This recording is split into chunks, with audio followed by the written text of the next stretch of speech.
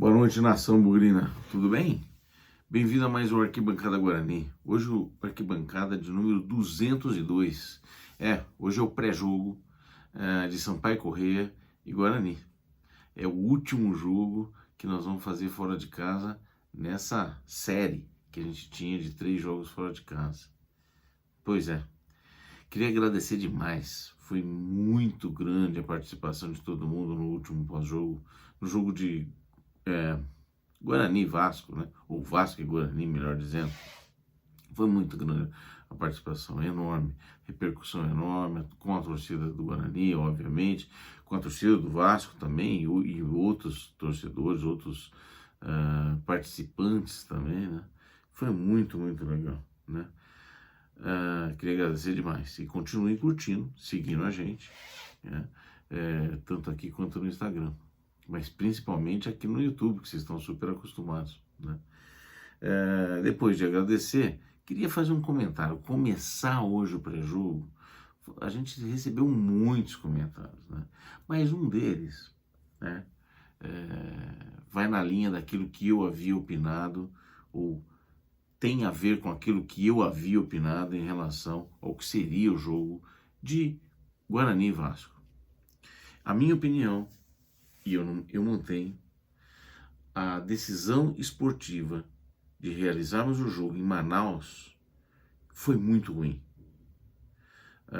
Demonstra várias coisas, falta de planejamento, mas principalmente, na minha opinião, um total desinteresse pelo campeonato, pelo acesso desse campeonato. Mas ganhamos 700 mil, tivemos um lucro de 700 mil, quase uma folha de pagamento.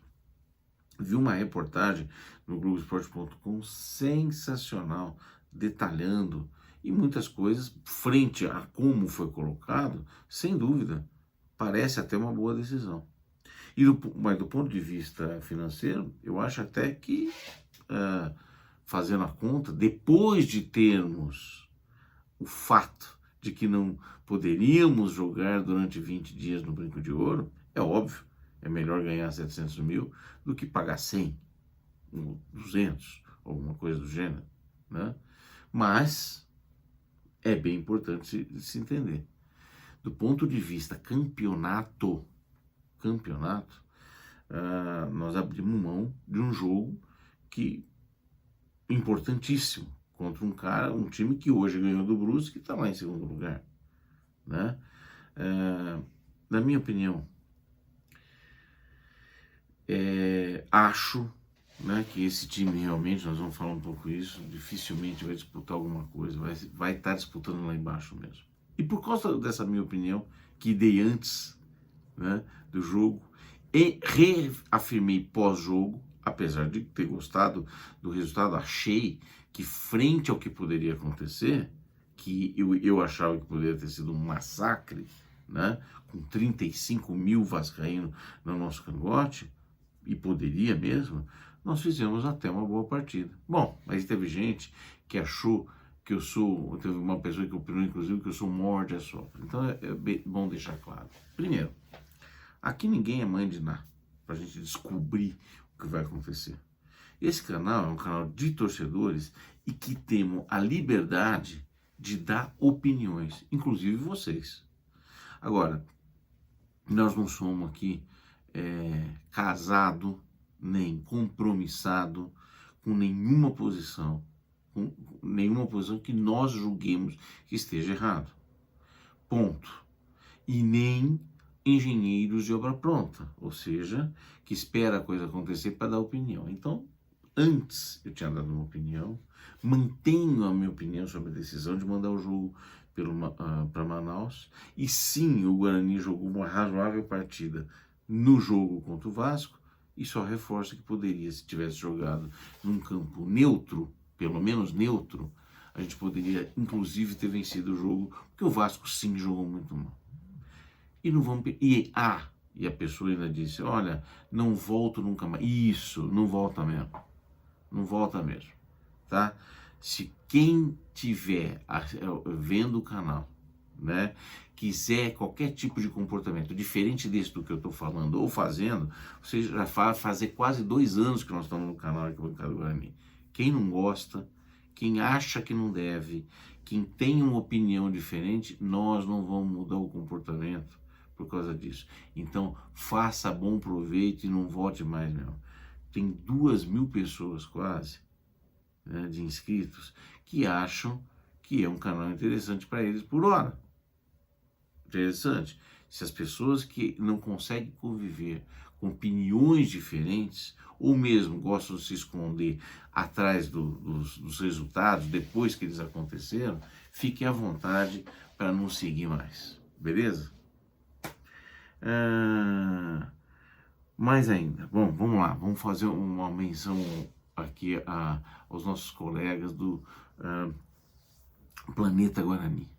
Essa semana eles fizeram vários programas, né? Mas deram uma moral enorme pra gente. Meu amigo Ortiz, grande programa que vocês fizeram outro dia, nós tivemos alguma participação, resenhamos via WhatsApp, né? Mas não vamos perder a oportunidade e a gente sim vai programar algum dia de que a gente possa fazer um live, que eu possa participar do programa de vocês, vai ser um prazer. Né? O calendário não está deixando a gente se sincronizar muito, mas vai ser um prazer poder fazer parte do trabalho de vocês no Planeta Guarani, que é sempre muito bom, sempre muito sério, tá certo? Muito obrigado, um grande abraço para você, para o Cleitão, Fernando Lovato, sempre trata a gente com muito carinho, muito respeito e muita consideração, então excelente trabalho para vocês e muito obrigado. Bom, falar do jogo, agora que nós falamos de um monte de coisa, já falamos de amigos, já falamos de gente que não gosta, do que gosta, enfim. Agora vamos falar um pouco de futebol. O Guarani está lá ainda, está lá no buraco dentro dos rebaixados, em 8 jogos, 8 pontos, 33% de aproveitamento. Marcamos uma enormidade de gols para aqueles ainda que estão esperançosos, 4 gols em 8 jogos, uma vergonha total, né? O jogo contra o Sampaio Corrêa, apesar de ser fora, é um jogo ganhável, né? Os jogos mais difíceis, na minha opinião, já passaram, né? Na teoria, pelo menos, né? O Sampaio Corrêa não é um time de bobo, não é time de tonto, não, mas é um jogo pro Guarani ganhável. Acho o jogo difícil. Vai ter muita gente lá em São Luís do Maranhão. O time deles é um time mais modesto, sim, mas tem algumas peças conhecidas aqui, nós vamos falar disso, né? Não acho o jogo fácil, até porque nenhum jogo é fácil para esse Guarani. O Guarani tem muito pouca qualidade, principalmente na efetividade no ataque, né? O último jogo, o Júlio César foi um 0 à esquerda, um verdadeiro cone, perdemos várias chances de contra-ataque, chances de gol. Então nós temos um ataque muito inefetivo até agora, né? Para o jogo de amanhã, para piorar, o time que mais tomou cartão amarelo, que é o Guarani, tem mais um suspenso. Matheus Pereira, pela segunda vez suspenso em 8 jogos. Sensacional, né? A gente tirar 2 jogos que ele não pôde jogar, né? Em 9, ele jogou 7. Enfim. Matheus Pereira, então tá fora suspenso. Temos alguns machucados também. O Persson, o João Vitor e o próprio Derlan, né? Então, nesse jogo difícil, onde nós vamos ter que... no último jogo, a gente precisava jogar com 3 volantes, na minha opinião, e não jogamos. Jogamos com 2. Esse jogo, o Júlio César parece que é dúvida também, não sei por que razão. Eu não teria dúvida nenhuma, tiraria ele do time. É a estreia do Marcelo Chamusca, que é o técnico que foi escolhido e contratado para substituir o Daniel Paulista. Daniel Paulista é esse que tem 2 jogos no CRB com 2 vitórias. Ou seja, no CRB, em 2 jogos, ele ganhou mais jogos do que os jogos que ele fez no Guarani, porque o Guarani só tem 1 vitória em 8 partidas, tá certo? Apesar de que ele fez 5 jogos só, pelo Guarani. Então, em 5 jogos no Guarani, ele fez 1 vitória. No CRB, em 2 jogos, ele fez 2 vitórias. Então, temos que saber, ainda estamos na prova para saber quem é o culpado, né? Mas, de qualquer forma, a estreia do Marcelo Chamusca mexe um pouco com os brios, com o ânimo dos jogadores, né? Eu acho que o Guarani pode entrar com 2 volantes, e se conseguir tirar, puder tirar o Júlio César desse time, seria interessante a gente ver uma formação desde o início que nós não vimos ainda, com 2 meias, Marcinho e Giovanni Augusto, na minha opinião. Temos ainda o Castan, que está disponível e que poderia ser uma variação para 3 zagueiros. Eu acho que 3 zagueiros ou 3 volantes necessariamente contra o Sampaio Corrêa é muita coisa. É estar seguro demais. Então, por conta disso, a minha sugestão, que eu não tenho ideia se vai ser aquilo que o Chamusca vai começar, seria Kozlinski, Diogo Matheus na lateral direita, Hernando na zaga, Ronaldo Alves e Eliel. Como volante, Leandro Vilela e Madison, Giovanni Augusto e Marcinho, como os meias, Bruno José e Lucão. Jogaria e voltaria a jogar, na verdade, no 4-4-2. É diferente daquilo que o Daniel Paulista sempre jogou e o próprio Benhur? Que adora um 4-3-3. Marcelo Chamusca, tem a mínima ideia do que ele vai fazer. Sempre foi um cara mais seguro. Eu acho que ele gosta de um 4-4-2. É uma formação que eu gostaria de ver por curiosidade, porque nenhuma funcionou direito, jogou bem ainda. Então essa poderia dar um pouco de criatividade. Nós vamos pegar um Sampaio Corrêa que está ali, perto da gente, né? E é um time limitado, pelo menos na teoria, né? Mas tem gente conhecida lá.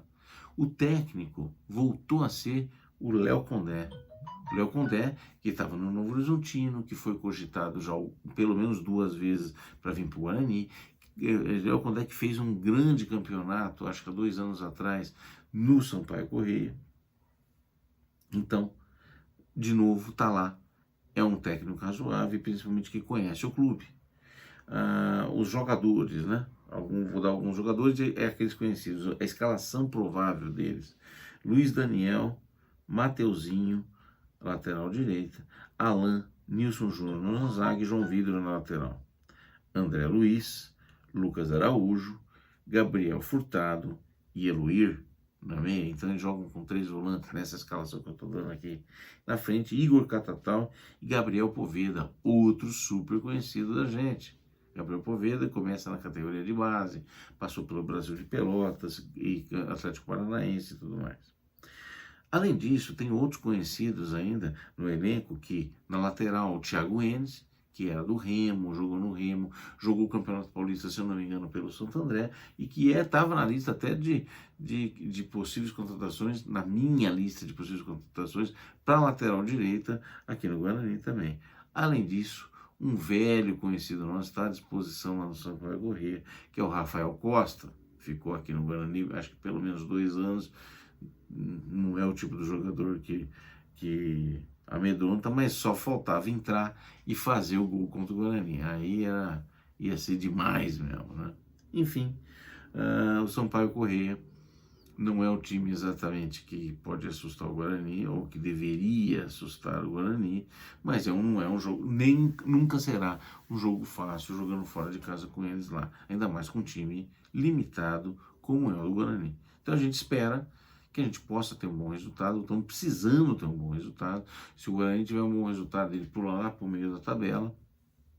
E depois desse jogo fora, que Deus nos ajude, inclusive, nós vamos depois ter 2 jogos em casa, né?